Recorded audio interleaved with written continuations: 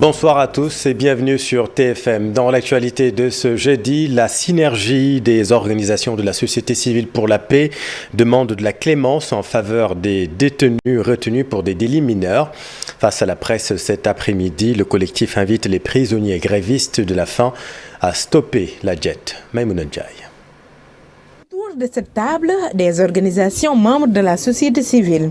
À l'État du Sénégal, il ne manque pas de formuler plusieurs demandes. La société civile regroupée autour de la synergie des organisations de la société civile pour la paix, SOSP, demande aux acteurs la prise des mesures suivantes. À l'État du Sénégal, d'accorder des grâces exceptionnelles à l'endroit de tous les citoyens détenus pour les délits mineurs et ayant déjà fait l'objet d'un jugement. 2. Accorder la liberté provisoire aux citoyens en détention préventive pour des délits mineurs liés aux manifestations à l'expression de leur liberté. 3. Appeler les jeunes au calme et au respect de l'état de droit. 4. Inviter les citoyens sénégalais à un retrait massif de leur carte d'électeur comme moyen efficace d'expression de la souveraineté populaire. Après l'État, les populations en détention et les acteurs politiques sont aussi pointés du doigt. De cesser la grève de la faim afin de permettre à la société civile de continuer ses actions de médiation pour leur libération. Aux acteurs impliqués, politiques, appeler leurs militants à adopter un comportement responsable et cesser la diffusion de messages de nature à compromettre la stabilité sociale. La synergie des organisations de la société civile pour la paix déclare qu'elle va poursuivre les initiatives de dialogue. Déjà, des rencontres avec le ministre de la Justice et le Premier ministre sont annoncées. Merci Maïmouna. 1103 jeunes candidats à l'immigration clandestine ont été financés par le projet Gouvernance, Migration et Développement à travers le Bureau d'accueil, d'orientation et de suivi. L'annonce est faite par le directeur général d'appui aux Sénégalais de l'extérieur, Amadou François Gaye, avec Alassane Ba. Ce projet a été financé à hauteur de 10 millions d'euros et ce projet nous a permis d'acheter du matériel roulant, des véhicules, des motos, pour accéder à cette population qui a besoin d'informations. Au niveau des départements et des régions, ce projet nous a permis aussi d'acheter du matériel pour les bureaux d'accueil, d'orientation et de suivi qui sont installés dans les ARD et dans les Sénégal Service, qui est aussi un partenaire. Et donc cela aussi nous a permis de financer des migrants de retour à hauteur de 850 millions de francs CFA, de financer la société civile aussi à hauteur de 150 millions. Et nous avons sur l'ensemble du territoire, nous avons reçu environ 26 000 demandes et nous avons pu toucher environ 1103 personnes. Je sais que les 26 000 c'est un grand nombre. Aujourd'hui, pour les prochains projets que nous allons enclencher, ce sera d'aller vers à l'échelle. Donc essayer de toucher le maximum de personnes. Les ressources sont limitées, mais nous sommes en train de chercher d'autres possibilités pour accompagner et ainsi que l'appui budgétaire de l'Union européenne qui va bientôt arriver pour nous permettre de continuer et de pérenniser les bureaux d'accueil, d'orientation et de suivi. Le syndicat national des personnels de l'enseignement supérieur du Sénégal, section Coude, s'engage pour l'amélioration des conditions d'existence des travailleurs. En assemblée générale ce matin, le nouveau secrétaire général Mamadou Aw a décliné sa feuille de route. Nous l'écoutons avec Alassane Ba. On est venu quand même pour encadrer les travailleurs, la communauté universitaire en général, et être dans une nouvelle dynamique donc de contribution à l'amélioration des conditions de travail du personnel. Déjà, nous sommes dans la formation, donc puisque les choses évoluent, donc il faut accompagner le personnel. ne peut pas les laisser comme ça. Vous avez au niveau de la communauté universitaire, surtout dans les centres des œuvres, le niveau d'études n'est pas très élevé. Bon, bien vrai que ça a changé maintenant. Donc on a une feuille de route déjà qui est là, voir ce qui se passe. S'il y a des gens qui ont besoin d'un accompagnement, d'être encadrés pour que vraiment qu'il y ait un coup fort. En collaboration avec les autorités et également donc, les représentants de l'intersyndicale. Parce que nous ne sommes pas venus en compétition, donc on est venu juste partager. Bonne nouvelle à Kaolack, bientôt la fin des canaux à ciel ouvert au quartier Sarah. Ces canaux qui se transformaient en dépotoirs d'ordures vont être fermés en soulagement pour les populations. Ousmane Dem, Tierno Diallo. On est à Sarah pour faire la pose de la première pierre des dalles de couverture des canaux. Ce moment, les populations du quartier Sarah l'attendaient avec impatience.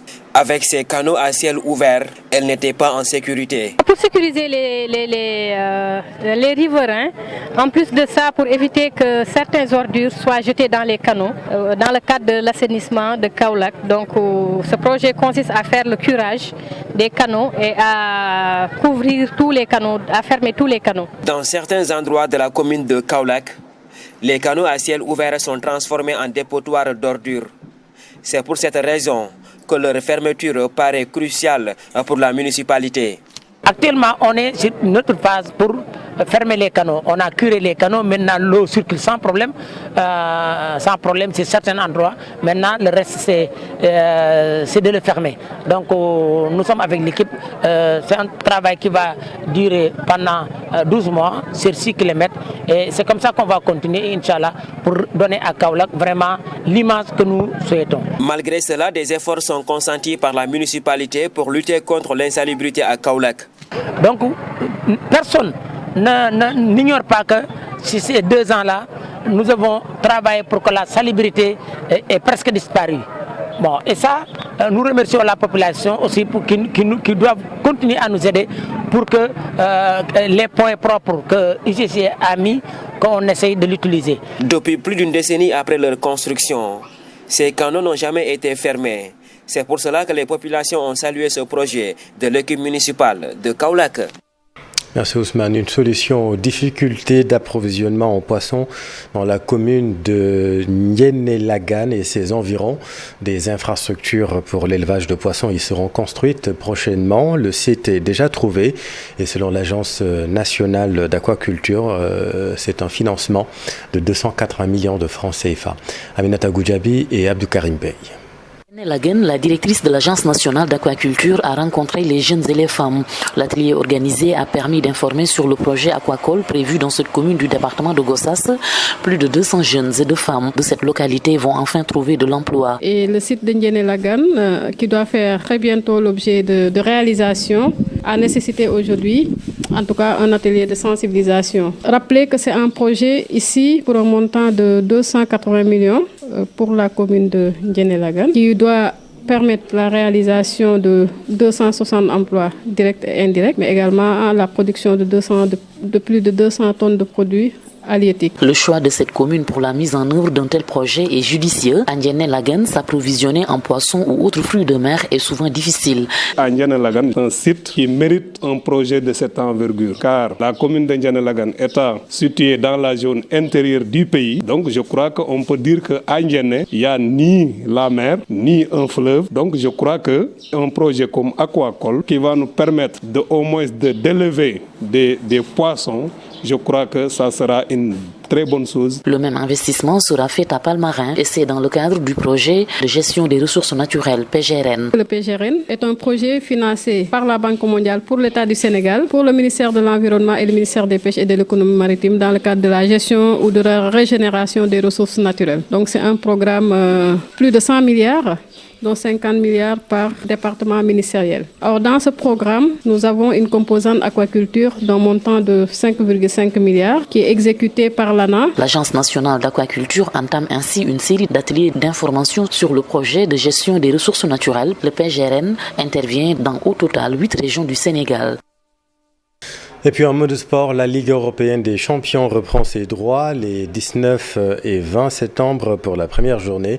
Le tirage au sort a eu lieu ce matin, ce jeudi, à Monaco, en France. Le point avec Ibrahim Makan.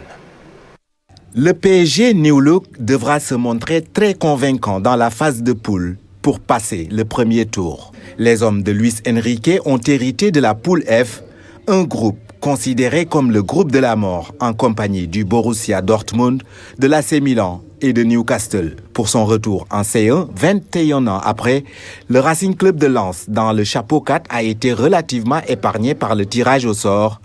Les nordistes sont dans le groupe B où ils retrouvent le FC Séville, Arsenal et le PSV Eindhoven. Dans les autres groupes, le tenant du titre, Manchester City, a bénéficié d'un tirage plutôt abordable. Les Citizens dans le groupe G vont défier le RB Leipzig, l'Étoile Rouge de Belgrade et Young Boys de Berne. À noter que le Real Madrid et le FC Barcelone sont respectivement dans les groupes C et H. Les merengues se frotteront à Naples, Braga et Union Berlin, tandis que les Blaugrana défieront Porto, Shakhtar Donetsk et le Royal Antwerp. Dans le groupe A, Harry Kane, avec son nouveau club, le Bayern de Munich, sera très attendu pour son retour en Angleterre à Old Trafford pour défier Manchester United, un groupe complété par le FC Copenhague et Galatasaray. L'Inter de Milan, vice-champion d'Europe quant à lui, est dans le groupe D avec Benfica, Salzbourg et la Real Sociedad. Le quatrième représentant espagnol, l'Atlético Madrid, dans le groupe E, a hérité de Feyenoord, Lazio de Rome et le Celtic de Glasgow. La première journée de la C1 édition 2023-2024 se jouera les 19 et 20 septembre prochains.